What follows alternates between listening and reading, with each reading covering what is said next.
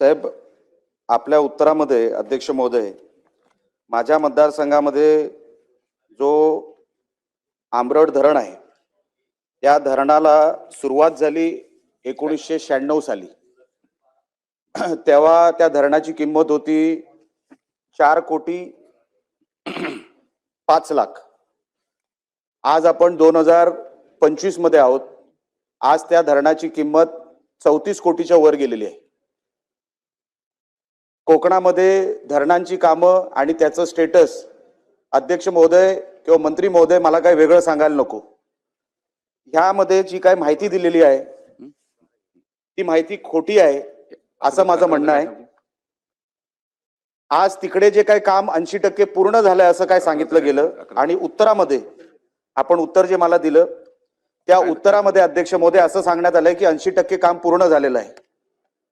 आज आपण 30व्या वर्षात आहोत साहेब. 30व्या वर्षामध्ये धरणाचं काम फक्त 80% पूर्ण झालेलं आहे अध्यक्ष महोदय. त्याची कॉस्ट 4 कोटीपासून आता 34 कोटीवर गेलेलं आहे.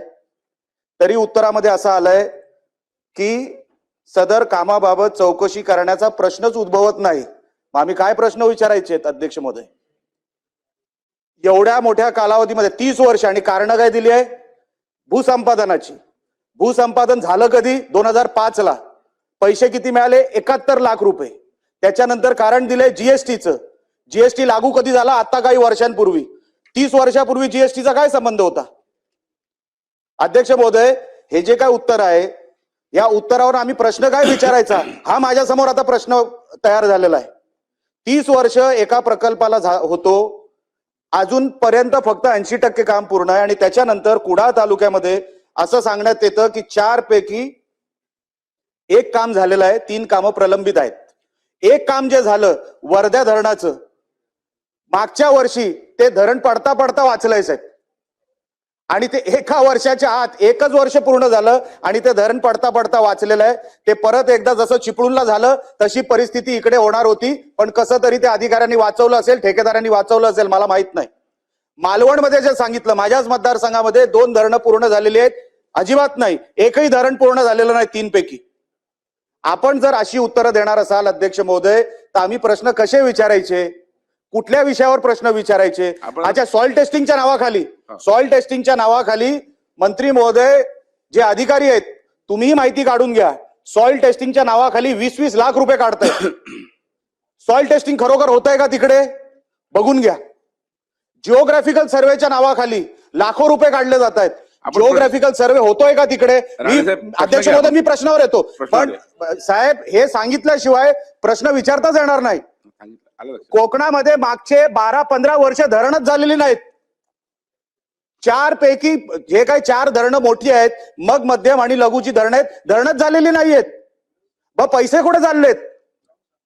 सॉइल टेस्टिंगच्या नावाखाली पैसे काढले जात आहेत, जिओग्राफिकल सर्वेच्या नावाखाली पैसे काढले जात आहेत. पैसे कुठे चाललेत? धरणांची कामं तर होत नाहीये. हा जो काही कॉन्ट्रॅक्टर आहे यांनी 4 दिवसापूर्वी आता तिकडे दगडी टाकायला सुरुवात केली परत, जेव्हा त्याला कळलं की या विषयावर माझी लक्षवेधी आहे आणि अधिकाऱ्यांना सांगितलं मी या वर्षाच्या आत मी काम पूर्ण करतो.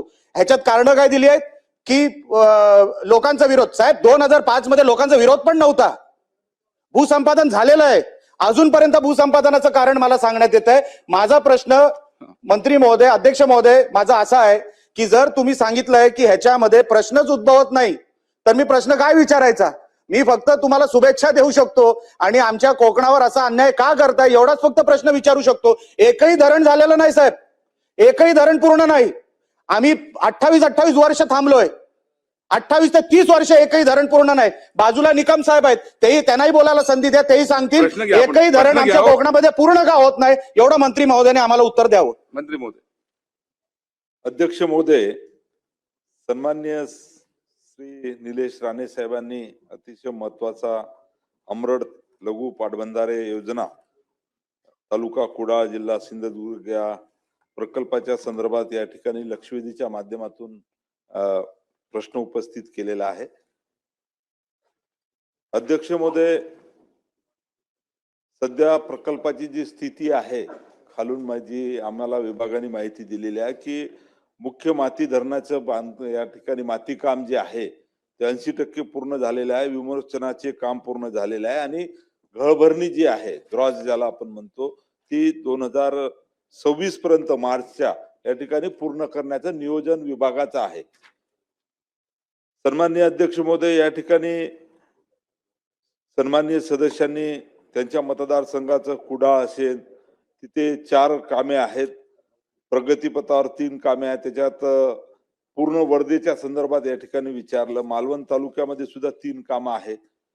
अध्यक्ष महोदय, या ठिकाणी मला स्पेसिफिक सांगायचं आहे की हे धरण जेव्हा मंजूर झालं तेव्हा 21/12/2096 ला हे खरं आहे की या धरणाचं प्रशासकीय मान्यता ही 4 कोटीची होती, पण वेगवेगळ्या कारणाने या धरणाची किंमत वाढलेली आहे. शासनाने या संदर्भात सुप्रमा सुद्धा दिलेली आहे आणि आज रोजी खऱ्या अर्थानं या ठिकाणी जर आपण पाहिलं तर उत्तरामध्ये आम्ही लिहिलेलं आहे की एवढे पैसे शिल्लक आहे. मी आपल्या मताशी सहमत आहे की काळ भरपूर झालेला आहे. धरणाचं काम या ठिकाणी सुपरमा दिल्यानंतर 22 ला सुपरमा दिली, त्याच्यानंतर सुद्धा 3 वर्ष या ठिकाणी काम पूर्ण झालं नाही. तर या संदर्भातली अध्यक्ष महोदय पूर्ण चौकशी आम्ही करू. काही अनियमितता असेल तर त्या चौकशीमध्ये आढळली तर संबंधितावर या ठिकाणी कारवाई सुद्धा करू. आणि एकंदरीत आता वरच्या सभागृहामध्ये माननीय उपमुख्यमंत्री एकनाथ शिंदे साहेबांनी जाहीर सुद्धा केलेला आहे की ज्या ज्या प्रकल्पाला जलसंधारण विभागाच्या अशा पद्धतीचा सुप्रमा आम्ही दिलेल्या आहेत त्या संदर्भात SIT चौकशी सुद्धा या ठिकाणी जाहीर झालेली आहे. तर या सर्व प्रकल्पाचं आणि स्पेसिफिक कोकणातल्या प्रकल्पाचं या ठिकाणी चौकशी होणार आहे आणि म्हणून स्पेसिफिक या प्रकल्पाची सुद्धा तात्काळ चौकशी करू. याच्यामध्ये काही जर दोषी आढळले तर अनियमितता झाली असेल तर त्यांच्यावर कारवाई सुद्धा करू. सन्माननीय निकम साहेब. अध्यक्ष महोदय, निलेशजीने अतिशय कोकणासाठी ज्वलंत प्रश्न मांडलेले. कारण कोकणाची वस्तुस्थिती बघितली तर मोठी धरणं आमच्याकडे होत नाहीत, लघु बांधारे अंतर्गतच धरणं होतात, पण तो अनेक धरणांना निधी अभावी आज धरणं बंद होत आहेत. माझी ह्या निमित्ताने आपल्याला मागणी आहे की कोकणासाठी स्वतंत्र विशेष जलसंधारण पॅकेज आपण देणार का? कारण ही आम्हाला गरज आहे आणि जर ही धरणं झाली तर कोकणाचं सुजलाम सुफलाम निश्चितपणे होऊ शकतं. का आमच्याकडे मोठ्या धरणांना फारसा स्कोप नाही आणि आज महाराष्ट्र राज्याचा विचार केला तर लघु पाटबंधाऱ्याच्या ज्या ज्या साईट आहेत त्या मॅक्झिमम कोकणात आहेत. आणि या निमित्ताने मंत्री महोदयांना मी एवढंच विचारेन की निधी अभावी जे नवे प्रकल्प आहेत, काही प्रकल्प मंजूर आहेत ते आपण रद्द करण्याची भूमिका घेताय ती अयोग्य आहे. तर सदरचे प्रकल्प रद्द न होता निधीची पूर्तता करावी आणि सगळे प्रकल्प योग्य रीतीने व्हावेत. आणि जो वेळ लागतो, जी परिस्थिती नितेशजींनी सांगितले त्याच्यामध्ये कुठेतरी ही धरणं पूर्ण व्हायला कालमर्यादा असणं खूप गरजेचं आहे. कारण 20 कोटीचं धरण कालांतराने 250 कोटीपर्यंत जातं, त्यामुळे ह्याच्यात टाइम नियोजन करणं देखील अत्यंत गरजेचं. मंत्री महोदय उत्तर. अध्यक्ष नाही. महोदय, नाही, कोकणामध्ये यापूर्वी बऱ्याच प्रकल्पाला शासनाने मंजुरी दिलेली आहे. आता सन्माननीय सदस्य निलेश राणे साहेबांनी जसं सांगितलं की हा प्रकल्प एवढा उशीर का झाला, ते अनेक वेळा मग शेतकऱ्यांचा विरोध होतो, अनेक ठिकाणी वनजमिनीचं अडचण येते, अनेक वेळा वेगवेगळे कारण आहे. आणि म्हणून आता जे काही कोकणामध्ये याच्या पूर्वी मंजुरी दिलेले प्रकल्प आहे ते कसे पूर्ण होतील, त्याच्यासाठी कशा पद्धतीची निधीची आवश्यकता आहे याचं नियोजन विभाग करते आहे आणि लवकरात लवकर कोकणातले सर्व प्रकल्प सन्माननीय महोदय या ठिकाणी पूर्ण करण्याचा प्रयत्न आम्ही करू. एकच विषय जोडतो, फक्त एकच विषय जोडतो. कोकणाचे धरणांचे म्हणजे मध्यम, मोठे आणि लघु चे निकष जे आहेत ते जुने 65 सालामध्ये कुठेतरी झालेले आहेत, तर ते निकष पण आपण बदलावेत. कारण का ओलीत क्षेत्र आणि आता आमचा धरण, आमचे जे काही आमची मागणी असते ते आमची धरणं मिळणारच नाहीत आम्हाला. कारण का निकषच असे 1965 साली झालेले आहेत, त्याच्यानंतर धरणं तुमची इकडे तुम्हाला मिळणार नाही, तुम्ही निकषात बसत नाही हे आम्हाला अधिकाऱ्यांकडून सांगण्यात येतं. तर आपण कृपया करून जे 1965 साली जे काही नियम झालेले आहेत आमच्या कोकणाच्या धरणांसाठी ते कृपया करून आपण बदलावेत, एवढीच फक्त विनंती आपल्याला करतो. अध्यक्ष महोदय, मापदंडामध्ये या ठिकाणी सुधारणा करण्याचा प्रस्ताव विभागाने माननीय उपमुख्यमंत्री अजितदादा पवार साहेबांकडे पाठवलेला आहे. त्याचा पाठपुरावा आम्ही करू आणि मापदंडामध्ये सुधारणा करून नक्कीच या मापदंडात सुधारणा झाल्यानंतर कोकणामध्ये अनेक प्रकल्प या ठिकाणी बसतील. चला.